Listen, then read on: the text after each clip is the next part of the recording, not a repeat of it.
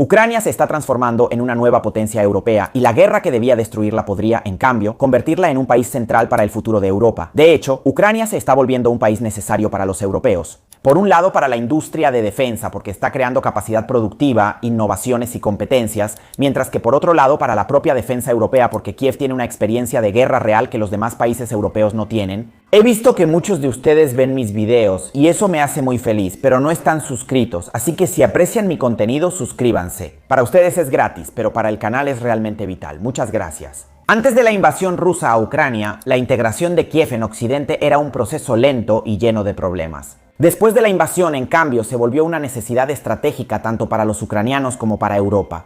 De hecho, durante décadas Europa vivió como si la guerra fuera cosa del pasado y sus ejércitos fueron descuidados y, sobre todo, no adquirieron ninguna experiencia, o casi. Eso es algo que, en cambio, Ucrania ha adquirido y sigue adquiriendo. Hoy en día, el ejército de Kiev sabe lo que significa usar drones, combatir con pocos recursos y proteger centrales eléctricas mientras el enemigo intenta destruirlas. Y, sobre todo, sabe innovar. Por eso hoy muchos países ven a Ucrania como un país del que aprender. De hecho, la tecnología militar ucraniana está atrayendo el interés tanto de Estados Unidos como de Europa. Porque muchas soluciones ucranianas de bajo costo están avanzando más rápido que los costosos sistemas occidentales. Porque a menudo Occidente trabaja con sistemas carísimos y ciclos industriales complejos. En cambio, Ucrania se ha visto obligada a hacer lo contrario. Producir rápido, gastar menos y adaptarse. Tomemos el ejemplo de los drones. Durante años se consideraron casi como un sector especializado. Hoy en día, en cambio, son centrales en el conflicto. Y Ucrania se ha convertido en uno de los países más avanzados del mundo en el uso de drones. Por eso, alrededor de 20 países están interesados en firmar acuerdos sobre drones precisamente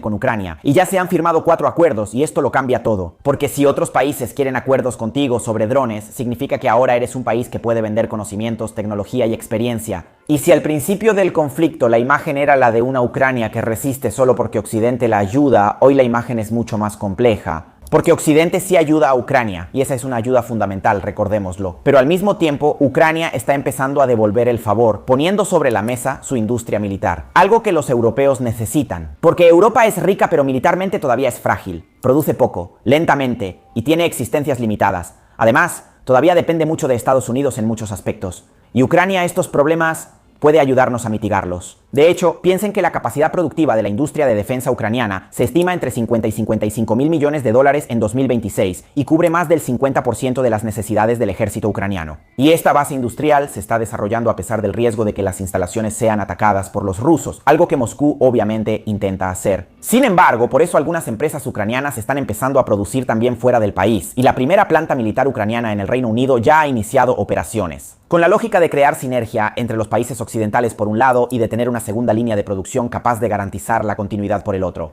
Y este proceso también se ve en el préstamo europeo de 90.000 millones de euros a Ucrania, pensado para apoyar al país en 2026 y 2027. Pero el punto interesante es cómo se puede usar ese dinero. De hecho, 60 de los 90.000 millones sirven a Ucrania tanto para hacer crecer su propia industria de defensa como para comprar productos militares. Esto significa que Europa está prestando dinero que en parte podrá regresar a los bolsillos de las empresas europeas. Y el Parlamento ucraniano ya ratificó el acuerdo sobre el préstamo europeo. Y el gobierno prevé recibir 45.000 millones de euros en 2026 y otros 45 en 2027, y estos fondos permitirán que el gasto en defensa de Ucrania suba a cerca de 100.000 millones de dólares en 2026. En comparación con una previsión anterior de 64.000 millones, todo este dinero fortalecerá no solo la defensa ucraniana, sino también la industria y la disuasión europea. Y todo esto nos dice que Ucrania ya no solo está tratando de sobrevivir, sino que se está convirtiendo en un polo de demanda y producción militar. Y alrededor de esta demanda se mueven gobiernos y acuerdos a largo plazo. Y un ejemplo perfecto es el caso de los Gripen suecos, aviones de combate. Sirven para defensa aérea, ataque e interceptación. De hecho, Ucrania comprará 20 nuevos cazas a Suecia, mientras que Estocolmo donará otros 16 más antiguos ya en 2027. Y parece que Kiev tiene la intención de comprar en total nada menos que 150 Gripen.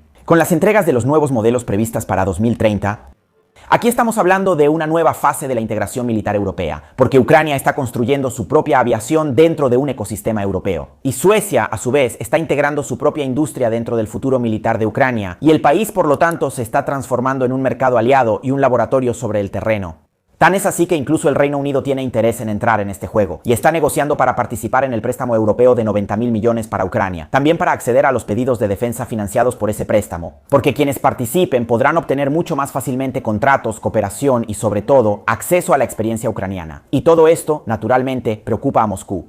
De hecho, el Kremlin ya ha acusado a los países europeos de estar cada vez más involucrados en el conflicto, haciendo referencia a los planes europeos para aumentar la producción y el suministro de armamento a Ucrania. Y obviamente, Putin utiliza esta narrativa para decir que Europa es parte del conflicto y también para reforzar su retórica interna, que muestra a Rusia oponiéndose heroicamente a Occidente, que quiere aplastarla. Pero dejando de lado la propaganda rusa, es cierto que el conflicto está integrando cada vez más a Ucrania y Europa en el ámbito de la defensa. Lo cual, por cierto, es exactamente lo opuesto a la voluntad de Putin, quien invadió Ucrania para impedir que se alineara con Europa y Occidente.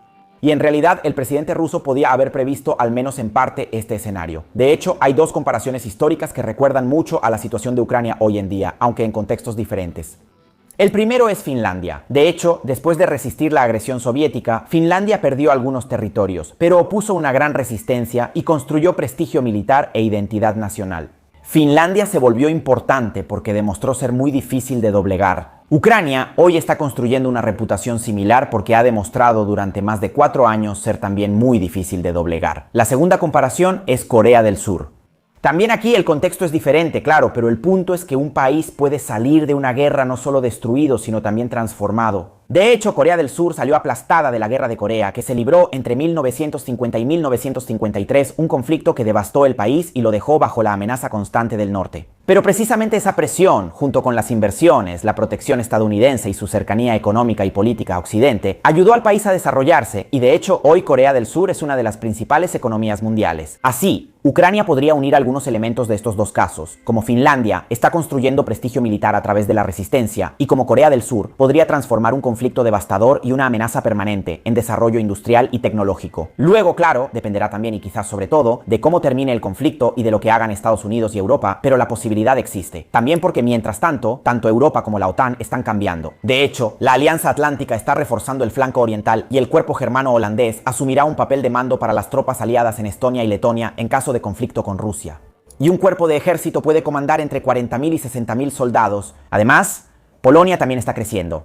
Y Varsovia planea gastar el 4.8% del PIB en defensa en 2026, con el ministro de Defensa polaco que también ha pedido a los países de la OTAN alcanzar el 5% del PIB para defensa e inversiones relacionadas con la seguridad ya para el 2030.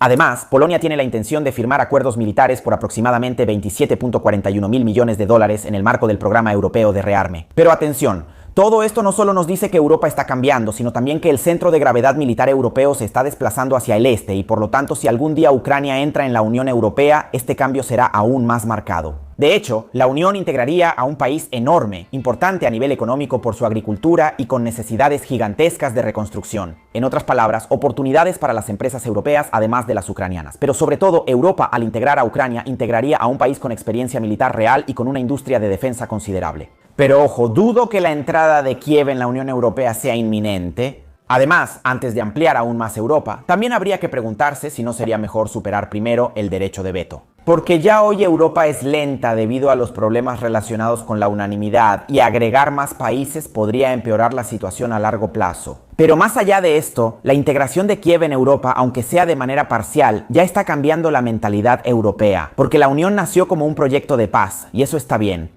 El problema, sin embargo, es que en algún momento muchos europeos confundieron la paz con la ausencia de poder y de amenazas. Y Ucrania nos recordó que no funciona así. La paz también debe ser protegida con la industria, con la tecnología y sobre todo con la disuasión. Y menos mal que en Kiev nunca lo han olvidado, a diferencia de nosotros. Y menos mal que hoy Europa puede contar con un país que ha aprendido a producir bajo presión y que ha desarrollado experiencia directa en la guerra moderna. Claro, todos estaríamos más contentos si el conflicto nunca hubiera comenzado. Pero dado que estamos en el mundo real, menos mal que Ucrania estaba lista y menos mal que está defendiendo los valores occidentales. Pero ahora también debemos evitar una narrativa quizás ingenua. Ucrania de hecho todavía tiene enormes problemas, ciudades destruidas y territorios ocupados. Y Occidente no debe bajar la guardia en absoluto y sobre todo debe seguir apoyándola. Pero es evidente que probablemente en los próximos años Ucrania se volverá cada vez más central para Europa. ¿Y ustedes creen que Ucrania realmente podrá convertirse en una nueva potencia europea? Escríbanmelo en los comentarios, denle like y suscríbanse al canal si les gustan mis videos. ¡Adiós!